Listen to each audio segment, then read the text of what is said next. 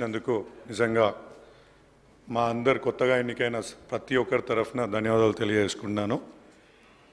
ఇవాళ మనం బట్టి విక్రమార్క గారు సమర్పించిన బడ్జెట్ చూస్తుంటే గత ప్రభుత్వం ఏ విధంగా అద్భుతంగా పనిచేసిందో మన గణాంకాలు తెలియజేస్తున్నాయి.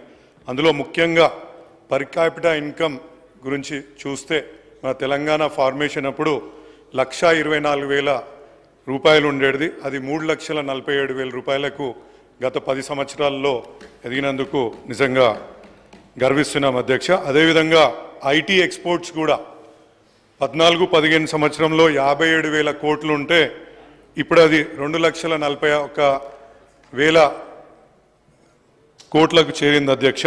అదేవిధంగా మనకు ఇవాళ బడ్జెట్ విషయానికి వచ్చినప్పుడు వీటికి కేటాయించిన బడ్జెట్ చూస్తుంటే చాలా ఇబ్బందికరమైన పరిస్థితి తలెత్తుతుంది. ఎందుకంటే ఇవాళ 65.7% సర్వీసెస్ సెక్టార్ కంట్రిబ్యూట్ చేస్తుంది మన జీడిపిఏలో.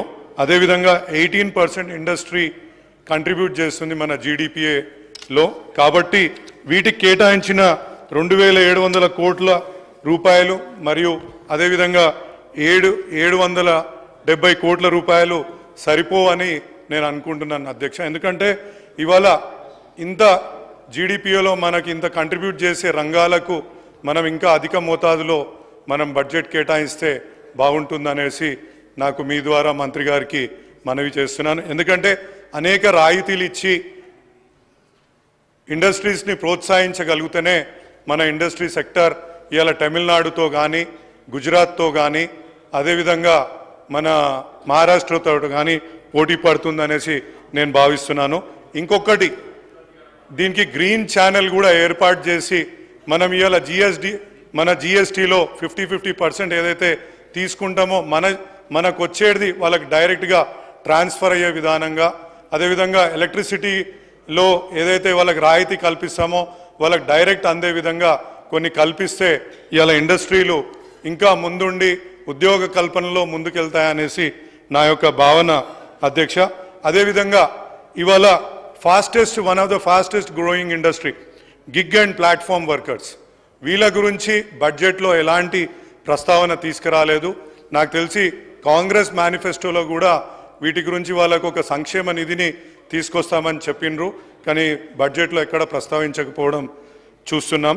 వాళ్ళ కోసం ఒకటి భవన నిర్మాణ కార్మికుల గురించి ఏ విధంగా అయితే వాళ్ళకు ఒక మనం వెల్ఫేర్ బోర్డు పెట్టామో వీళ్ళ గిగ్ అండ్ ప్లాట్ఫామ్ వర్కర్స్ గురించి కూడా ఒక ప్లాట్ఫామ్ పెట్టగలిగితే చాలా అద్భుతంగా ఉంటుందనేసి, ఒకవేళ అది కూడా ఇబ్బందికరంగా ఉంటే ప్రతి ఒక్క ట్రాన్సాక్షన్లో ఒక 0.5%, 0.25%, ఎందుకంటే ట్రాన్సాక్షన్ చాలా వేల సంఖ్యలో అవుతుంటాయి ప్రతిరోజు, దాంట్లో నుంచి ఒక సెస్ రూపంలో కూడా పెట్టినా కానీ 1,000 కోట్ల రూపాయలు వచ్చి వాళ్ళ వెల్ఫేర్కి ప్రభుత్వం కూడా ఈజీగా చర్యలు తీసుకోవచ్చు అనేసి నా యొక్క భావన అధ్యక్ష. అదేవిధంగా ఇలా మన ఫార్మా సిటీని ముచ్చెర్లలో ఒకటి పెట్టాం. ఈ మధ్య న్యూస్లో మనం వింటున్నాం ఏంటంటే దాన్ని వేరే రంగాలకు తరలించాలనేసి ప్రభుత్వం ప్రయత్నం చేస్తుందనేసి. దాంట్లో ముఖ్యంగా అధ్యక్ష ఇవాళ ఎక్కడైనా ఫార్మా ఇండస్ట్రీ వస్తుందంటే ఏ ప్రజలు కానీ సర్పంచులు కానీ ఇలా మున్సిపాలిటీలలో కానీ ఎక్కడ కూడా పెట్టని పరిస్థితి ఏర్పడుతుంది. నిన్న మొన్న మన కొడంగల్లో కూడా ఇవి ఫార్మాసిటీ ఎస్టాబ్లిష్ చేయడానికి సర్వే చేయడానికి అక్కడికి వెళ్ళిన అధికారుల పైన కూడా ప్రజలు తిరగబడ్డది మనం పేపర్లో చూసాం. కాబట్టి ఈ యొక్క ముచ్చర్లలో మనం ఎస్టాబ్లిష్ చేయదలుచుకున్న ఫార్మాసిటీని అదేవిధంగా కొనసాగిస్తే మనది ఏదైతే ఫార్మా క్యాపిటల్ అంటే ఫార్మా ఇండస్ట్రీకి క్యాపిటల్ అని చెప్పుకునే విధానం ఇంకా ఊతం వస్తుందనేసి నేను భావిస్తున్నాను అధ్యక్ష. అదేవిధంగా defunct state and union government properties, ఇప్పుడు మన హెచ్ఎంటి, ఐడిపిఎల్, హెచ్సిఎల్ లాంటి అనేక ప్రభుత్వ సంస్థలు ఇవాళ మన తెలంగాణలో ఉన్నాయి. వీటిని ముఖ్యమంత్రి గారు ఏ విధంగా అయితే కేంద్ర ప్రభుత్వంతో సాన్నిహిత్యంగా ఉండి అనేక వాళ్ళకు వినతి పత్రాలు ఇస్తున్నారో వీటిపైన కూడా ఇచ్చి ఇక్కడ ఒక స్కిల్ సిటీని మన హెచ్ఎంటి లాంటి ఏరియాలో స్కిల్ సిటీని ఇక్కడ తీసుకొస్తే ప్రజల మధ్యలోనే ఉండి అది ప్రజలకు దగ్గరగా ఉండి అందుబాటులో కూడా ఈజీగా అంటే ట్రాన్స్పోర్ట్ ఇవన్నీ కూడా ఇబ్బందులు లేకుండా వాళ్ళకి అందుబాటులో ఉంటుందనేసి మన గౌరవ బీజేపీ సభ్యుడు కూడా లేవనెత్తిన CCI ఆదిలాబాద్లో ఏదైతే ఉందో 2000 ఎకరాలకు సంబంధించి అది కూడా డిఫంక్ట్ అయి ఎటువంటి అంటే అక్కడ మనం PPA మోడల్లో కానీ ఏదైనా ఇతరత్ర ఇంకా ఏదైనా మోడల్లో దాన్ని మనము ముందుకు తీసుకురాగలిగితే అనేక ఉద్యోగాలు మనకు కల్పించిన వాళ్ళం అవుతాము. కానీ దానిపైన కూడా ఎటువంటి బడ్జెట్లో ఎటువంటి ప్రొవిజన్స్ పెట్టకుండా ఉన్నాయి అధ్యక్ష. అదేవిధంగా ఇవాళ మన స్మాల్ స్కేల్ ఇండస్ట్రీస్ మన తెలంగాణలో ఒక పట్టుకొమ్మలు. ఎందుకంటే ప్రతి చిన్న మనం పెద్ద పెద్ద ఇండస్ట్రీస్ గురించి వేల కోట్లలో పెట్టుబడులు వస్తున్నాయని చెప్పుకుంటున్నాం, కానీ మన ఒక తెలంగాణ వాసులు తెలంగాణ ప్రజలు పెట్టుకునే ఇండస్ట్రీకి ఏ రకంగా చేయూతనిస్తున్నాం. ఎందుకంటే ఇన్సెంటివ్స్ రూపంలో 1400 కోట్ల రూపాయలు పోయిన సంవత్సరం పెడితే ఈ సంవత్సరం కేవలం 500 రూపాయలకు దాన్ని తీసుకొచ్చాం. ఆ విధంగా చేస్తే ఇవాళ స్మాల్ స్కేల్ ఇండస్ట్రీస్కి ఏ విధంగా చేయూత ఇవ్వగలుగుతామో మంత్రి గారు చెప్పగలగాల. అదేవిధంగా ఇంకోటి వడ్డెర కమ్యూనిటీ వీళ్ళు అధ్యక్ష ఇప్పుడు మనకు DMF ఫండ్ అనేసి ప్రతి ఒక్క కాన్స్టిట్యూషన్ ఇంత ఫండ్ మనకు జనరేట్ అవుతుంటుంది.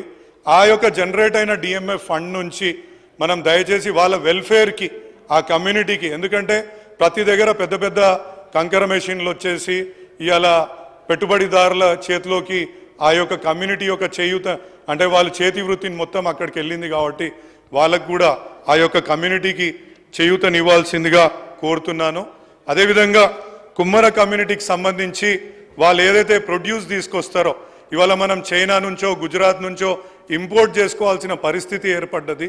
దీన్ని అధిగమించాలంటే ఇవాళ మన ప్రభుత్వం పరంగా ఇండియన్ రైల్వేస్ వాళ్ళు ప్రతి దగ్గర అది ఆ మట్టి టీపాట్ని ఏ విధంగా తీసుకుంటుందో ప్రభుత్వ పరంగా మొత్తం కార్యాలయాల్లో తెలంగాణ ప్రభుత్వ కార్యాలయాల్లో ఈ యొక్క మట్టి పాత్రలని మట్టి కప్పులని ప్రోత్సహించగలిగితే వీళ్ళకు కూడా చేయూతనిచ్చిన వాళ్ళం అవుతాం. తద్వారా వాళ్ళ యొక్క అభివృద్ధిలో భాగం అవుతామనేసి నేను భావిస్తున్నాము. అదేవిధంగా ఇవాళ లుక్ ఈస్ట్ పాలసీ ఏదైతే తెలంగాణ ప్రభుత్వం ఇంతకుముందున్న KTR గారి ఆధ్వర్యంలో ఈ యొక్క పాలసీ తీసుకొచ్చినామో వాటిని అన్నింటినీ కూడా ఎక్కడిదక్కడనే ఆగిపోయిన సిచ్యువేషన్స్ ఉన్నాయి. కాబట్టి దయచేసి వాటిపైన కూడా దృష్టి పెట్టి, ఎందుకంటే గచ్చిబౌలి అనేది ఇప్పుడు ట్రాఫిక్ ఏరియా మొత్తం ట్రాఫిక్ కంజెషన్ ఏరియా అవుతుంది. ఇప్పుడు మేడ్చల్ ప్రాంతంలో కానీ మా మల్కాజ్గిరి ప్రాంతంలో కానీ పెట్టగలిగితే వాటికి చాలా ఉపయోగపరంగా ఉంటుంది. అక్కడ కూడా ఆ బిల్డింగ్స్కి కట్టడానికి కూడా మరి ఏం రకమైన ఫండు దీంట్లో మళ్ళీ ప్రతిపాదించినట్టు లేదు. కాబట్టి గౌరవ మంత్రి గారికి మీ ద్వారా తెలియజేయడం ఏమనగా దయచేసి దానిపైన కూడా మనము ఇంకొకటి ఏంటంటే ప్రతి ఒక్క మల్టీనేషనల్ కంపెనీ ఇక్కడ మన దగ్గర ఉన్నాయి. వీళ్ళకు CSR ఫండ్ అనేది ఒకటి ప్రత్యేకంగా వాళ్ళు గవర్నమెంట్ ఆఫ్ ఇండియా టాక్సేషన్ ప్రకారంగా ఆ CSR ఫండ్ని వాళ్ళు ఇవ్వాల్సి ఉంటుంది. చాలా మటుకు కంపెనీలు ఇండియన్ ఆయిల్ కంపెనీ NMDC మన దగ్గర పెద్ద ఎత్తున బిజినెస్ చేస్తున్నాయి, కానీ వాళ్ళు తీసుకెళ్ళి కేంద్ర ప్రభుత్వం చెప్పిన దగ్గర వాళ్ళు ఆ యొక్క ఫండ్ని యూజ్ చేస్తున్నారు. నేను మంత్రి గారికి రిక్వెస్ట్ చేస్తున్నా ఏంటంటే ఈ CSR ఫండ్ని కూడా ట్యాప్ చేసే విధానంగా, ఎందుకంటే ఒక్కొక్క కొన్ని నియోజకవర్గాలని వెనుకబడిన నియోజకవర్గాలకి ఆ యొక్క CSR ఫండ్ ద్వారా కూడా అభివృద్ధి చేసుకునే విధంగా ముందుకెళ్ళొచ్చు అనేసి నేను చూసుకుంటున్నాను. అదేవిధంగా ఇవాళ GMR ఎయిర్పోర్ట్లో 13% మన యొక్క పెట్టుబడి కానీ మనం భూములు ఇచ్చిన విధానం ఉంది. వాళ్ళు ఏ రకంగా మనకు ఇన్కమ్ని ఇస్తున్నారు అనేది ఎక్కడ కూడా పొందుపరచలేదు. ఇంకోటి అధ్యక్ష, ఇక్కడ వాళ్ళ విషయంలో చెప్పాలనుకున్నా ఎమ్మెల్యేలకు కానీ ఎవరికి కానీ ప్రోటోకాల్ విషయంలో వాళ్ళు చాలా విపరీతమైన అంటే వాళ్ళు అసలు పట్టించుకునే టట్టు కూడా లేదు. నేను లాస్ట్ టైం ట్రావెల్ నిర్లక్ష్యం వహిస్తున్నారు వాళ్ళు. నేను లాస్ట్ టైం ట్రావెల్ చేసేటప్పుడు మా అమ్మగారికి నీ ఆపరేషన్ అయిన ఉండే వాళ్ళకు విన్నపం పంపించాను నేను. ఏమని అంటే ఇట్లా ఒక వీల్ చైర్ అరేంజ్మెంట్ చేయండి అని చెప్పేసి, సరే సార్ మీరు దగ్గర రాగానే ఫోన్ చేయండి అన్నారు.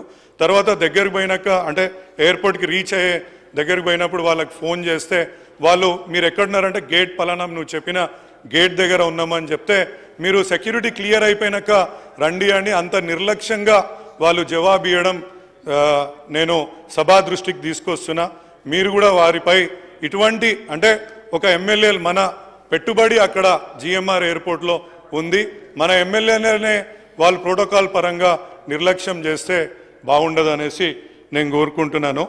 అధ్యక్ష, ఈ యొక్క అవకాశం ఇచ్చినందుకు చాలా చాలా ధన్యవాదాలు తెలియజేసుకుంటున్నాను. శ్రీ ఆదేశి శ్రీనివాస్ గారు.